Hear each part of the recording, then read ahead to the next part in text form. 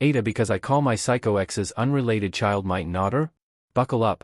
15 years ago I was 25 and was finishing my contract, and my then GF of 3 years Natalie was acting increasingly strange. I came back from a 2-month assignment and was prepared to break up with Natalie. She came by and gave me the good news she was pregnant. I asked how far along she was. She said 5 weeks, so I broke it off with her and told her she needed to do better at math. She refused the breakup and insisted the baby was mine, so I told her the following: 1. Paternity test, and 2. If the child was mine, we can talk about financial support and custody arrangements with lawyers. She refused both and told everyone we both knew that I was a deadbeat for knocking her up and leaving her. I told everyone I was on a 2-month assignment when she conceived, but a few insisted for the sake of decency I house her and give her limited support. I consulted a lawyer about this mess, and the lawyer made it very, very clear that any overt support I give could be seen as me taking responsibility, so I told these friends that, and most dropped it, except one guy, who again insisted that charity couldn't be used as a legal cudgel like that. I told him if he believes that he can house her. He agreed to drop it after that. Child was born and not even going to do the whole "she didn't look like me," because most babies are born with squished faces, and all I saw were the pics she sent me with messages like "Emma wants to know where daddy is," and shit. She still refused to take any paternity tests. But her constantly showing up with that baby got to the point where I filed an RO. Fun fact, in my state, a permanent RO is not, in fact, permanent. It is 2 fucking years long. The only way to get it longer is if there was a violent crime associated. And apparently bugging someone with a baby that's not theirs is not a violent crime. So my life for the last 14 years was me renewing the RO every 2 years because, once it clears, Natalie shows up again with my not child. I did eventually find a nice girl, get married, and now I have 9-year-old son, Henry. My wife Kim is well aware of Natalie and Emma. When the cycle begins again, I always say the same thing: 1. Paternity test, 2. Once paternity is proven, I will take custody and get financial support set up. Natalie always refuses and says both are insulting. Recently the cycle started again, and this time Emma showed up first. She approached my son during a school event, visit to the zoo, and said, "Hi, I'm your big sister Emma." Henry knows about stranger danger and ran away to a teacher. I had to have a very, very painful talk to the teachers and parents that were at the event about my relationship with Emma and Natalie, and how Emma was never my daughter. I even called her my Naughter once or twice in the conversation. After the group disbanded, one of the mothers confronted me and said that while Natalie was in the wrong telling this poor child I was her father, calling her my Naughter was mocking this situation. I kind of get where she's coming from, just I can't help this child, and the honest truth is playing light of the 2-year cycles is the closest I can get to finding peace in the situation. Edit: to answer the repeated question, in my state the mother has to start the petition for the father to be established and the test to start. There is no instance where a father can start the petition. There was a chance to do this when Emma was born, but the window was exactly 1 month, and I was much too focused on the RO, not thinking the paternity angle would bite me in the butt. One last time, to everyone saying, just ask for custody. That'll force DNA test. Literally can't be done. Been through this enough with a lawyer, and have consulted with other lawyers. There are laws protecting children, and a lot of them exist for good reason. I'll explain it the way my lawyer explained it. Imagine there's a woman that ran from an abusive ex. She finds out after she escaped she's pregnant. She gives birth, never puts the ex on the birth certificate, never tries to file for support because she wants to get as far away from him as possible. He finds out years later, and tries to rope her back in using the child as leverage. She can just say no, and the state has to let it go. There is however a provision if the father was involved enough to know when the birth was, that he could submit his DNA to the state within 31 days of birth as a potential father, but that time has long passed. The law's designed this way on purpose. In the eyes of the family court, I am a random person, and I was never claimed to Emma. If you think the state wants all children to be claimed by fathers and will gladly submit any DNA test whenever any potential father shows up, find a random single mom, call the family court and say you want to claim her child. I am tired of everyone acting like all I needed to do was fill out one sheet of paper and this nightmare would end. Please, just call a lawyer for a free consultation, or post on legal advice and ask them. It doesn't work that way. Update. Got off the phone with my attorney. We have a preliminary hearing on the new RO this week. We will most likely be issued a temporary RO, and then after that another hearing for the permanent RO. CPS is investigating Natalie and Emma's living situation. The teacher's report held a lot of weight, and my lawyer thinks that this might actually be a way to end the madness now. In family court, for minors there exists something that's like a temporary, court-appointed guardian, I think the term is guardian ad litem, who is only a guardian for legal purposes and procedures and decisions of such, including for medical. If the family court appoints such for Emma, we can ask this temporary guardian for the DNA test, get this put to ground. The madness might actually have an ending in sight. Adding here, I feel like I need to explain the relationship I had with Natalie all those years ago. When I got back from my 2-month assignment, I was already dead set on breaking up with her. Her, "oh wait, I'm pregnant," was never going to make me marry her. In fact, I doubted she was pregnant for several weeks. The last year of our relationship, several red flags appeared in her behavior, ranging from demanding I check in with her while at work, only hang out with friends with her present, extreme bouts of jealousy if I ever seem too friendly with women, including waitresses. I was in a line of work that demanded me being away for long stints, which she hated, but also kept me out of her reach for long periods of time. I think it was halfway through that last year I realized that when I was away, I did not miss her. In fact, I was relieved to plop into a cot and fall asleep after long hours of work without thinking about her.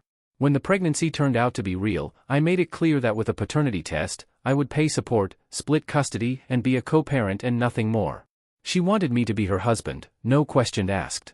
No test, just pure blind faith and devotion to her and the child. The test, she insisted, was insulting.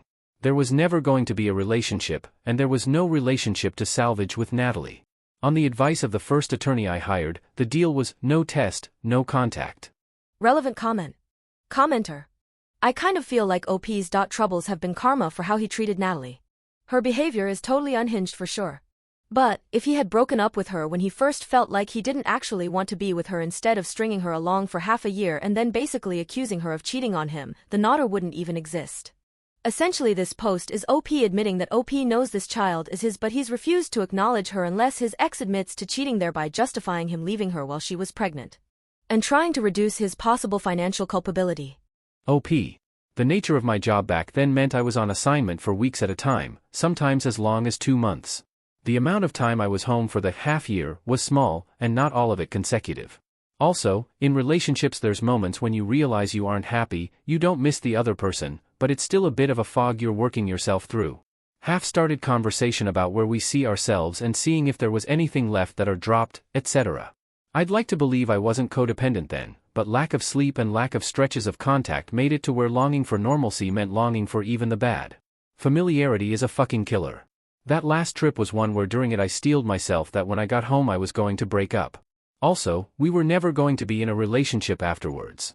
In the past 14 years all of the friends we had as mutual have worked their way out of my contact list. I don't see her parents, she doesn't see mine. We have no social circles in common anymore. What does she have to lose to claiming me as the father and me taking the test? Public stigma? I wouldn't be talking to her friends, she can tell them whatever the fuck she wants. She could brag about how I caved, I wouldn't know, and I most likely wouldn't dispute it if I was the father. No, it sounds like you interpreted a very, very entertaining theory. Update 2. The preliminary hearing on the new RO went well. Emma and Natalie were there, and we discovered that Emma is currently living with her great-grandmother and has a guardian ad litem, court-appointed guardian on legal matters. My lawyer thinks this means whatever was found in Natalie's home situation warranted removing Emma, and potentially severe enough that the great-grandmother only has physical custody and the need to appoint a guardian ad litem. During the hearing, we went through the whole song and dance, the past ROs, the whole deal. My lawyer turned to Emma's representative and said we were willing to submit to a DNA test and put this to bed. Natalie looked like she was having a conniption at that, and her own lawyer urged her to shush. Emma's representative accepted and we were cheek swabbed in the courthouse. A temporary order is now in place while a second hearing is scheduled in the upcoming weeks for the permanent, 2-year, order. The order covers immediate family on both sides, and as I've detailed in the past, Natalie is actually good with following court orders, oddly. We have about 4 weeks before we have the definitive test results back, but I'm not too worried either way. P.S. There was some people who thought the court couldn't use charity as a cudgel, was the father. Well, that's Jim. Haven't talked to Jim in 10 years, but Jim is gay, and hated Natalie. He just also happened to be a give the shirt off his back kind of dude, and as long as I knew him volunteered at a food pantry. His protests came mostly from naivety, not self-interest. Update 3. Paternity update. We got the results in late last week, as did Emma's party. I am not the father. Natalie had a major blow-up when she heard the news from her grandmother Sylvia. Emma's currently living at Sylvia's and is out of Natalie's custody. This blow-up included a major tantrum on my front lawn, which also violated the temporary RO. Natalie has been arrested and Sylvia hasn't bailed her out.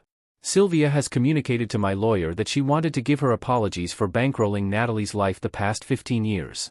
I only met Sylvia a few times when I was dating Natalie, and I know Natalie grew up with her, and Sylvia had money, but was never really told the extent of that. Sylvia has communicated, via my lawyer, which is technically allowed with the RO in place, that both she and Emma want to send me an apology via a letter. I told my lawyer they were free to write whatever letters they wanted, as long as this was the last communication we had with them. The permanent RO is certainly going to be granted now, with the emergency one violated. We still don't know what caused Emma to be removed from Natalie's care, or if Natalie has any underlying issues. If we do get the letters, I will post them. Update 4. I got them Friday, after my lawyer read them and deemed them okay. Sylvia's letter was detailing Natalie had a rough family life, stuff I already knew about Natalie's father running out, then her mother, leaving Sylvia to raise her. A lot of, I did my best with what I had. Sylvia detailed that her and Emma will be okay, she does still have some money, not, fuck you money, but enough that Emma will have enough to get a very decent jump start in life when she turns 18. Sylvia housed Natalie and Emma in a house she owned in the city, while Sylvia lived about an hour north, out in the country. She sent Natalie money monthly for expenses, and saw them about 4 times a year, birthday, Easter, Thanksgiving, Christmas. As to Emma's living situation, the only thing Sylvia said was the photos she saw of the city house broke her heart. Needless to say, Sylvia pledged to not enable Natalie anymore. Emma's letter was a lot sadder. It started with, "Father who is not my father," which I found weird. She detailed how Natalie told her that if she behaved, I would accept her. My acceptance of her hinged entirely on Emma doing as told. Emma said Sylvia has her in therapy, and that Natalie told them both that I was dodging the test using legal loopholes. She said seeing me suggest the test in person made her feel like Natalie was right, I was able to accept her. She felt happy and hopeful. When the results came in, she said that was worse than not knowing at all. She apologized for scaring my son, brother who is not my brother, as she said in the letter. There is a weird tone to her letter, and I feel like she is coming to terms with things. The letter did hurt to read, but both of them pledged to not interact with any of us anymore. Natalie is still in jail. Maybe it's finally over.